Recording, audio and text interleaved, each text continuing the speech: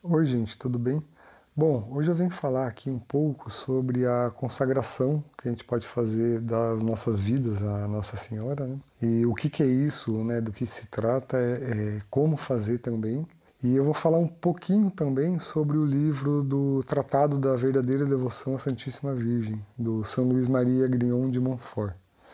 Na verdade, esse livro ele me inspirou para esse tema, né? Eu já tinha lido ele alguns anos atrás e agora me preparando para fazer esse conteúdo, né? Eu fiz uma releitura nele e eu percebia como que ele é riquíssimo em conteúdo, em informação, como ele é um livro que ele foi realmente inspirado pelo Espírito Santo para ser feito, né? E eu recomendo a forma de consagração estipulada pela Nossa Senhora, que é o que eu vou descrever aqui, que foi revelada a Lúcia, aquela mesma vidente de Fátima. A Nossa Senhora pediu uma consagração ao seu Imaculado Coração. Então, eu vou falar um pouquinho sobre o livro, eu vou falar um pouquinho sobre a consagração. No meu entender, seria assim, a fórmula mais perfeita para entender o que é a consagração e para fazer ela realmente, né? Bom, para quem não conhece o São Luís Maria Grignion de Montfort, ele viveu no século XVII. Bom, naquele período a igreja estava sofrendo muito com a heresia do jansenismo. Era um tempo que, principalmente na França, a igreja estava sofrendo bastante. E esse livro ele ficou escondido, né? Ele não foi revelado, né? Passou o tempo, veio a Revolução Francesa. E aí quando a Revolução Francesa ela acalmou, os padres da igreja, eles foram na igreja que o livro tinha sido escrito. O livro estava guardado dentro de um baú, né? E aí quando eles foram abrir para ver o que tinha lá dentro, eles encontraram esse livro. Só que as primeiras 8 páginas já tinham estragado, né? Então eles fizeram um trabalho para recuperar o que eles tinham lá. E com isso eles compuseram o livro do Montfort, né? Bom, basicamente esse livro ele fala muito sobre o que é você ser um filho consagrado de Nossa Senhora, os benefícios e a necessidade de sermos filhos consagrados dela. E ele fala muita coisa bonita mesmo, eu recomendo muito para que as pessoas leiam. Bom, e aqui eu separei brevemente 2 trechinhos para que eu possa transmitir para vocês, que são os parágrafos 222 e 224, né? Mediante esta forma de devoção vivida com fidelidade, darás maior glória a Jesus Cristo num só mês do que através de qualquer outra, ainda que mais difícil em vários anos. E eis os motivos. Aí eu vou ler só essa primeira partezinha aqui, que é um parágrafo bem longo, né? Se na verdade quiseres fazer as tuas ações por meio de Maria, como esta prática te ensina a fazer, é evidente que deves pôr de lado as tuas próprias intenções e prudências, mesmo que boas e conhecidas, para te perderes, digamos assim, nas da Santíssima Virgem, ainda que estas te sejam desconhecidas. Então aqui ele expõe, né, o fundamento do que é uma consagração, que na verdade tudo que a gente fizer a gente vai fazer entregando as verdadeiras intenções aos desígnios da Nossa Senhora. E seria mais ou menos como a gente, ao invés de fazer as nossas orações dirigidas especificamente, com o pouco mérito que temos, a gente vai passar a praticar as mesmas ações de seja penitência, seja orações com intenções, né? Mas adicionando os méritos da Nossa Senhora, que seria uma coisa muito mais efetiva e entregando para os desígnios dela, né? Então a consagração ela está muito envolvida com esse processo. Bom, vamos lá para o parágrafo 224, então. Movida pela sua grande caridade, Maria recebe nas suas mãos virginais a oferta das nossas ações, dá-lhes uma beleza e um esplendor maravilhoso, e é ela mesma que as vai apresentar a Jesus Cristo. É evidente que assim Nosso Senhor é mais perfeitamente glorificado do que se fôssemos nós a oferecê-las diretamente com nossas mãos pecaminosas. Então aqui esse parágrafo fala um pouco sobre o que eu expus aqui, né? Então para quem tem interesse de conhecer o Tratado da Verdadeira Devoção à Santíssima Virgem, fica aí um livro que ele é muito inspirado pelo Espírito Santo. E uma curiosidade sobre esse livro é que o Papa João Paulo II, né, que agora é São João Paulo II, né, ele consagrou o seu pontificado a ela. Porque quando ele leu esse livro ele mudou a visão que ele tinha da Nossa Senhora de uma forma completa, né? E o pontificado dele, ele utilizou a frase totus tus, né, que é todo seu, Maria, né? Bom, enfim, eu apresentei aqui a chancela do Papa João Paulo II, né? Então acho que eu não preciso dizer mais nada, né, sobre esse conteúdo, né? Mas já indo para o século XX, né, tem algumas curiosidades que aconteceram antes do pedido de Nossa Senhora que eu quero colocar aqui também. Né, que uma coisa que agora a gente já vai entrar na consagração que a Nossa Senhora pediu para Lúcia e como que essa consagração ela está envolvida com o magistério da Igreja. E aí eu trago o exemplo que em 1905 o Papa São Pio X ele introduziu a devoção aos primeiros sábados, né? Ele fala muito sobre isso, né? Então já começou ali, né? No início do século XX. E em 1912, né, ele concedeu indulgência plenária aplicável às almas dos defuntos no primeiro sábado de cada mês, para todos aqueles que nesse dia se confessarem, comungarem e cumprirem exercícios particulares de devoção e honra da bem-aventurada Virgem Maria em espírito de reparação. E isso aqui ele já converge muito para a forma da consagração pedida por Nossa Senhora. Então eu vou chegar lá, você vai ver que é muito parecido com isso que foi colocado em 1912. Né? E agora fazendo uma introdução já no contexto de Fátima, né? A gente vai lá para as aparições de 13 de junho de 1917, né? Lembrando que eu tenho um vídeo que falo muito sobre essas aparições, quem tiver interesse pode dar uma olhadinha, né? Mas as aparições elas começaram no dia 13 de maio, depois elas vieram 13 de junho, depois elas se estenderam até 13 de outubro, né? E no dia 13 de junho, né, conforme narrado pela Lúcia no livro de memórias dela, né, eu vou ler aqui para vocês. Neste dia compareceram no local cerca de 50 pessoas curiosas e ela fala um pouco, né, sobre a aparição, né? E quando se iniciou a conversa da Lúcia com a Nossa Senhora, né, a Lúcia coloca aqui, né? Ele quer estabelecer no mundo a devoção ao meu imaculado coração. A quem a abraçar, prometo a salvação e serão queridas de Deus estas almas, como flores postas por mim a adornar o seu trono. Isso aqui, eu interrompendo um pouco a conversa que elas tiveram, é a parte mais maravilhosa que ela poderia ter dito da consagração. Né? Que quem abraçar a consagração, ela vai adornar o trono de Deus como se fossem flores postas por ela. No céu, quem tiver abraçado essa consagração vai ser colocado ali aos pés de Deus, ali muito próximo de Deus, ali de uma forma muito digna e bela. Os filhos consagrados dela vão ter uma vida de contemplação a Deus de uma forma muito elevada, né? Então ela está colocando isso aqui também. E a Lúcia pergunta, né, fico cá sozinha? E a Nossa Senhora responde, não, filha, eu nunca te deixarei, o meu imaculado coração será o teu refúgio e o caminho que te conduzirá até Deus. Ela falou isso para Lúcia, mas também cabe a gente também, né, que será o caminho que vai conduzir a gente a Deus.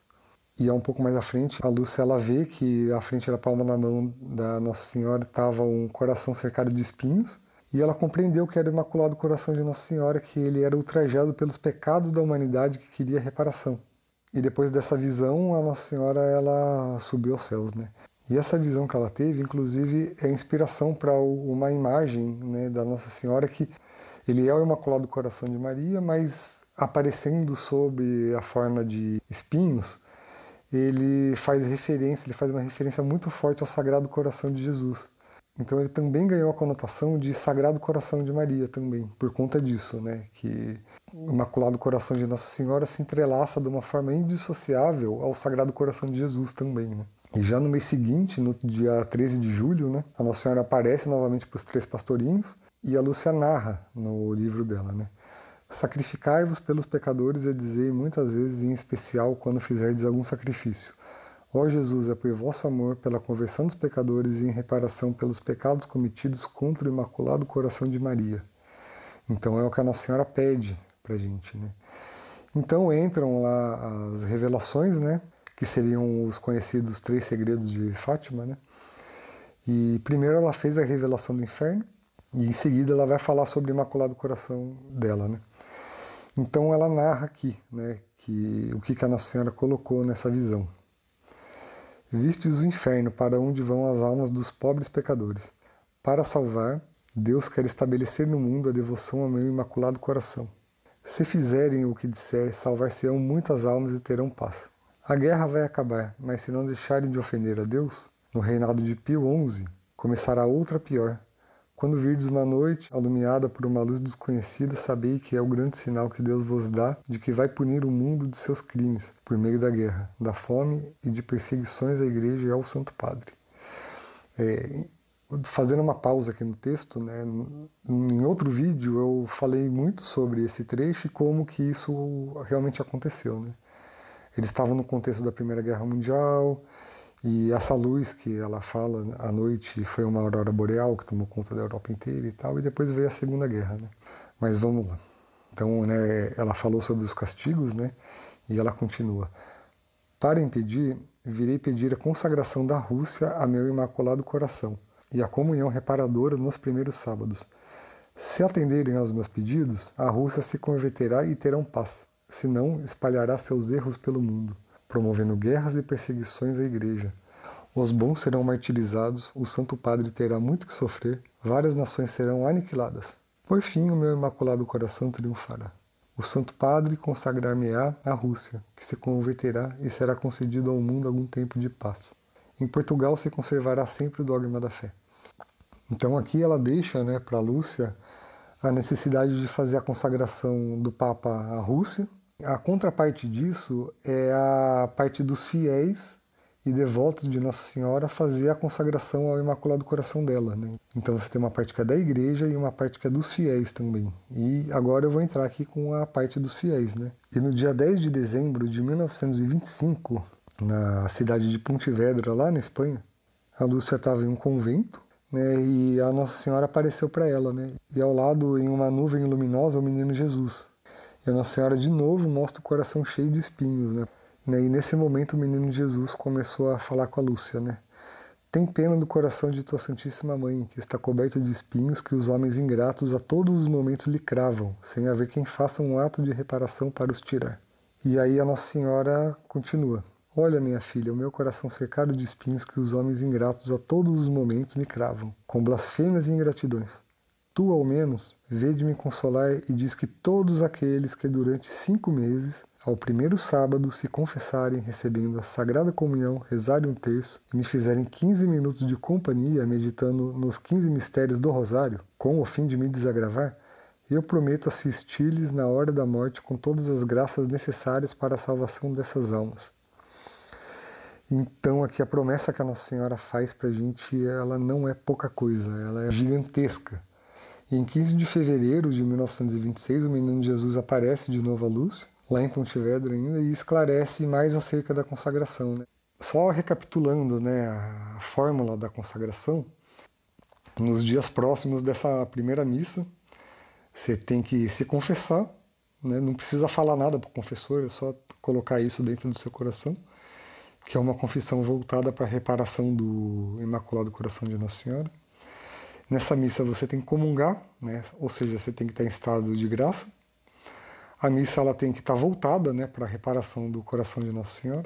E nesse mesmo dia você reza um terço, né, voltado para a reparação do Imaculado Coração de Nossa Senhora. E você também faz, durante 15 minutos, pelo menos 15 minutos, você tem que meditar sobre os mistérios do Rosário, com o fim de desagravar o coração dela também. Então é tudo voltado para o Imaculado Coração de Nossa Senhora, durante os 5 primeiros sábados. É bem simples, na verdade, né?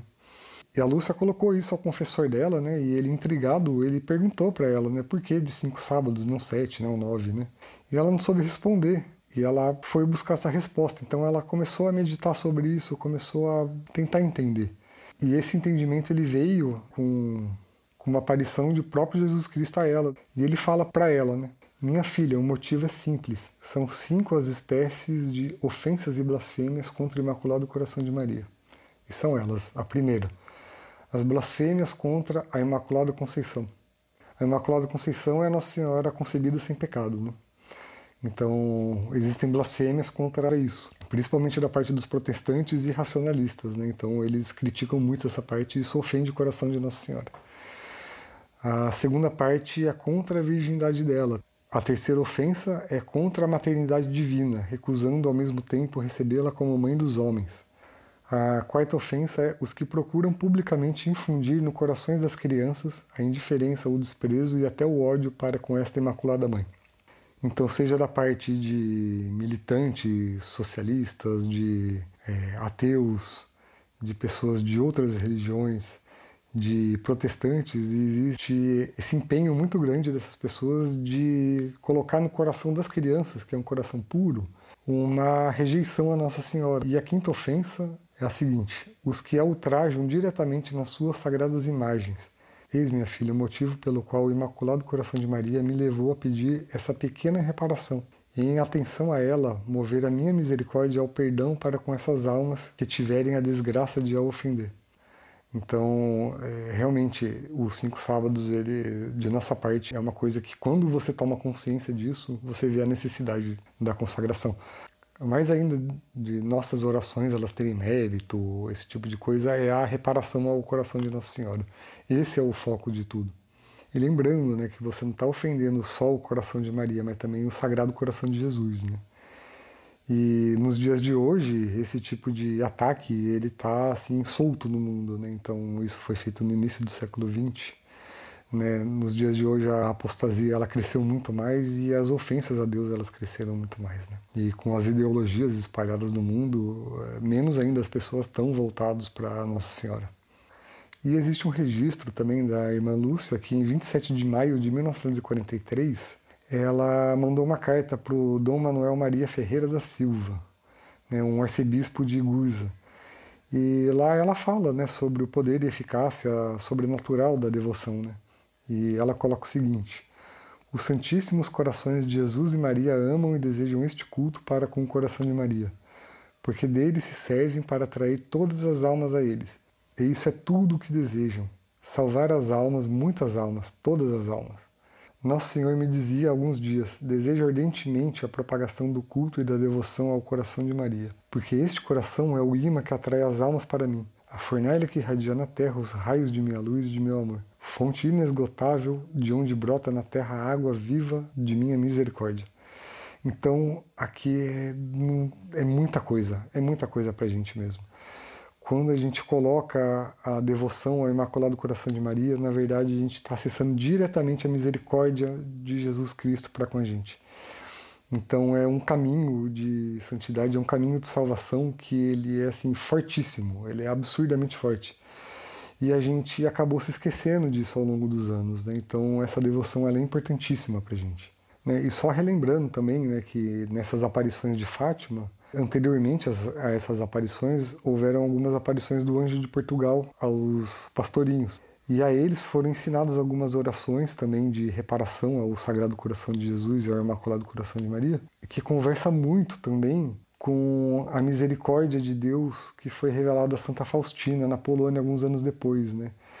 Então a gente percebe aí um movimento do céu muito forte, muito intenso, voltado para alguns elementos santificadores, alguns elementos que vêm para a gente com uma eficácia muito grande, com um poder muito grande. Então, né, só para contextualizar que essa consagração ela realmente é um caminho de santificação, é um caminho de salvação, que ele é muito maior do que a gente consegue imaginar. E se você for analisar a mensagem de Fátima, é uma mensagem altamente profética, né? E ela explicita a batalha do bem contra o mal. Ela coloca uma mensagem voltada para o fim dos tempos, uma mensagem voltada para a salvação das almas de verdade nesse tempo de apostasia. E essa consagração que a gente pode fazer para as nossas vidas e propagar para os nossos familiares, por exemplo, ela tem muito a ver com essa batalha profética que está sendo travada até os dias de hoje. Como que a gente poderia, né, através dos méritos de Nossa Senhora, servir a Jesus Cristo da melhor forma possível. Eu vou colocar aqui na descrição a fórmula, né, quem tiver interesse dê uma olhadinha, né? E se tiver alguma dúvida também deixa nos comentários, né? Eu agradeço por ter visto esse vídeo até aqui.